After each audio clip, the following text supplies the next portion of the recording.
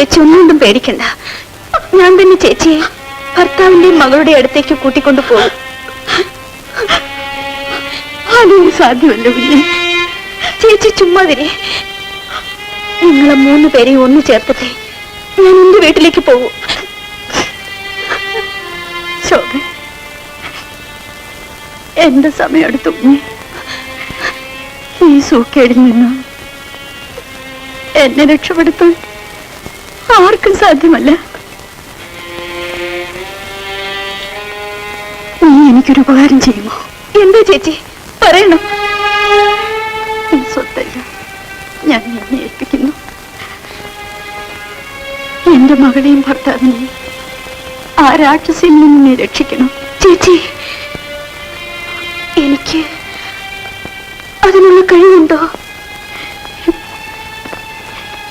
എന്റെ സമയത്ത് എന്റെ ആഗ്രഹം നിറവേറ്റാൻ നീ മാത്രമേ ഉള്ളൂ ശോഭ. പറയൂ, നീ എന്നെ സഹായിക്കൂ. പറയൂ ശോഭ. ശരി ചേച്ചി, സത്യം ചെയ്ത് പറ. ചേച്ചിയാണ് സത്യം. ഞാൻ ചേച്ചിയുടെ ആഗ്രഹം നിറവേറ്റാം. അനിയത്തി, ഇനി എനിക്ക് മനഃശാന്തിയോട് മരിക്കാം. ചേച്ചിക്ക് ഒന്നും സംഭവിക്കില്ല. ചേച്ചിയുടെ മുറങ്ങ.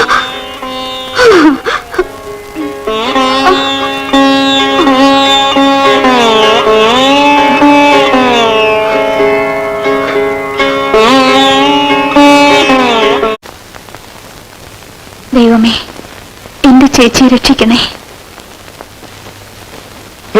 പ്രസാദ്, ഞാനിത് വിശ്വസിക്കില്ല. ഈ റിപ്പോർട്ട് മറ്റേതോ രോഗിയുടെതാണ്. ഡോക്ടർ, ഇത് ശോഭയുടെ റിപ്പോർട്ട് തന്നെയാണ്. ശോഭയ്ക്ക് ബ്ലഡ് ക്യാൻസർ. ഇനി അതേ ജീവിക്കയില്ല.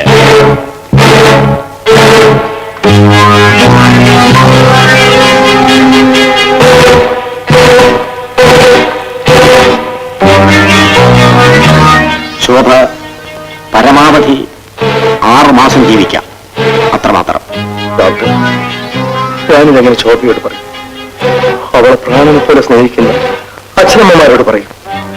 We can only sympathize with her, doctor, but we cannot change her destiny.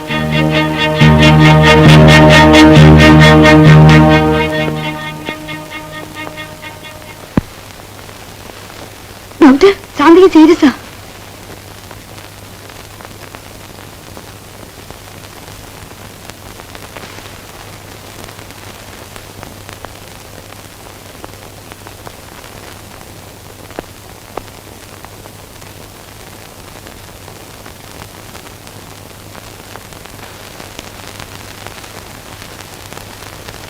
ശോഭേ, Shobha ഉറങ്ങിയില്ലേ? ഉറക്കം വരുന്നില്ല. ശാന്തി വഴിച്ച് സങ്കടമായിരിക്കും. ശോഭേ, നേരത്തെ പോയവരെല്ലാം ഭാഗ്യശാലികളാണ്. അടുത്തു തന്നെ പോകാനുള്ളവരും ഭാഗ്യശാലികളല്ലേ അങ്കിൾ? ശോഭ എന്താ പറയുന്നത്?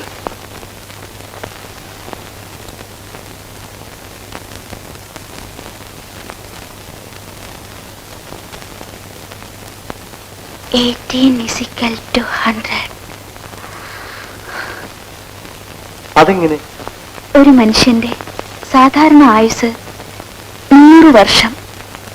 പക്ഷേ 18ാമത്തെ വയസ്സിൽ മരിക്കുന്നു. അതായത് എന്റെ 18ാമത്തെ വയസ്സിൽ തന്നെ എനിക്ക് 100 വയസ്സ് തികഞ്ഞു. Uncle, you really sympathize with me, but you cannot change my destiny. എന്റെ വിധിയെ നിങ്ങൾക്ക് മാറ്റാൻ സാധിക്കുമോ? അപ്പോ നീ എല്ലാം അറിഞ്ഞു? നിങ്ങളുടെ സംസാരം എല്ലാം ഞാൻ കേട്ടു. മനുഷ്യനായി ജനിച്ചാൽ ഒരിക്കൽ മരിക്കണ്ടേ അങ്കിൾ? പക്ഷേ എന്റെ ജീവിതം ഇത്ര പെട്ടെന്ന് അവസാനിക്കുമെന്ന് ഞാൻ കരുതിയില്ല.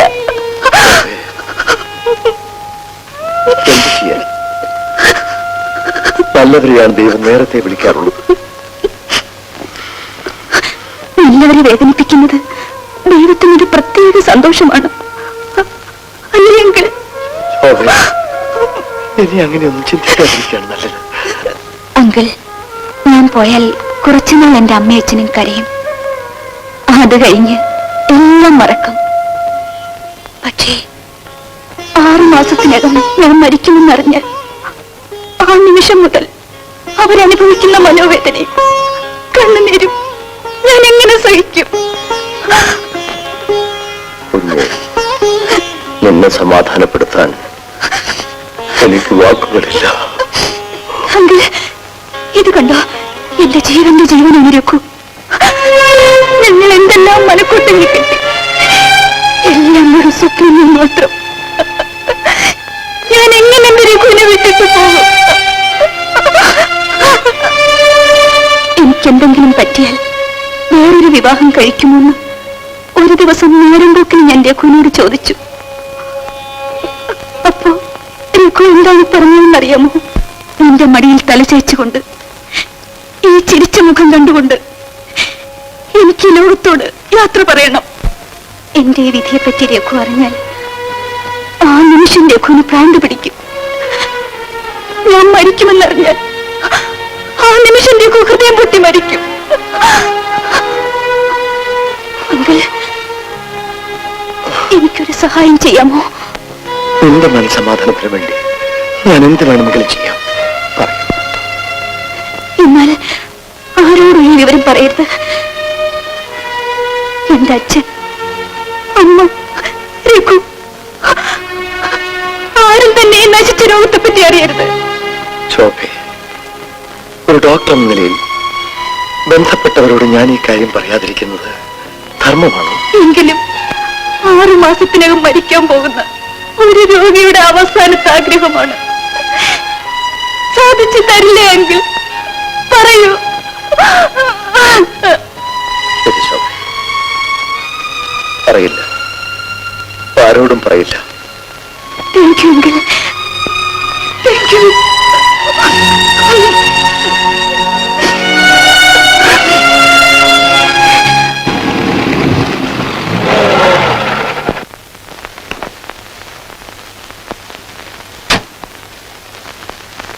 കുഞ്ഞെ, കുഞ്ഞെ,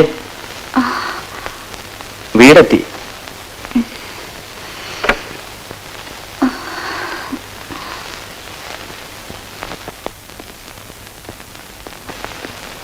ഗീതേ, ഒരു നിമിഷം ഇങ്ങോട്ട് വരൂ.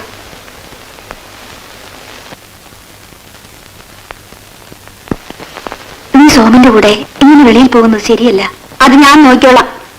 സോമന്റെ സ്വഭാവം നീ വിചാരിക്കുന്നത് പോലെ അത്ര നല്ലതല്ല. മഞ്ഞപ്പിട്ടുള്ളവർക്ക് കാണുന്നതെല്ലാം മഞ്ഞയായിട്ട് തന്നെ തോന്നും. എങ്കിലും തെറ്റ് കണ്ടാൽ പറയാനുള്ള അവകാശം എനിക്കുണ്ടല്ലോ. ശരിയും തെറ്റും തിരിച്ചറിയാനുള്ള അറിവ് എനിക്കുമുണ്ട്. ഗീതേ, നിന്നോട് തർക്കിക്കാൻ ഞാൻ ആളല്ല. നിന്റെ ഭാവിക്ക് വേണ്ടി നല്ലത് പറഞ്ഞതാ. എന്റെ ഭാവിയെ പറ്റി, എന്റെ അച്ഛന്റെ അഭിമാനത്തെ പറ്റി അല്പമെങ്കിലും വിചാരമുണ്ടെങ്കിൽ നിങ്ങൾ ഇങ്ങനെ കണ്ടവരെ കാണാൻ നാട് ചുറ്റുമോ? കാണേണ്ടവരെ കാണുന്നതിൽ ഒരു തെറ്റുമില്ല. എന്നാൽ പോകേണ്ടവരോട് പോകുന്നതിലും ഒരു തെറ്റുമില്ല. ഒന്നുമില്ല. വീട്ടുകാർ അറിഞ്ഞുകൊണ്ട് സുന്ദരിയായ ഒരു യുവതിയുടെ കൂടെ ഔട്ടിങ്ങിന് പോകുന്നത് this is the first time. You come on darling.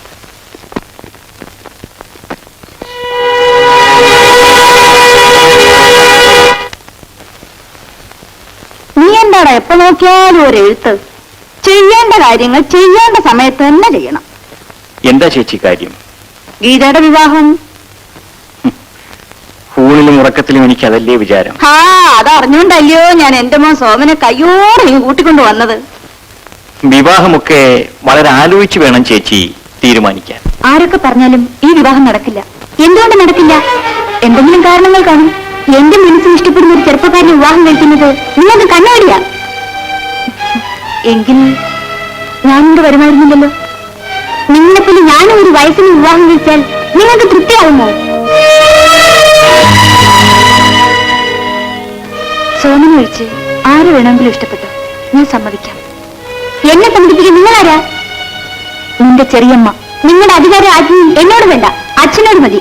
നിങ്ങൾ തലകുത്തി നിന്നാലും ഞാൻ സോമനെ തന്നെ വിവാഹം കഴിക്കും.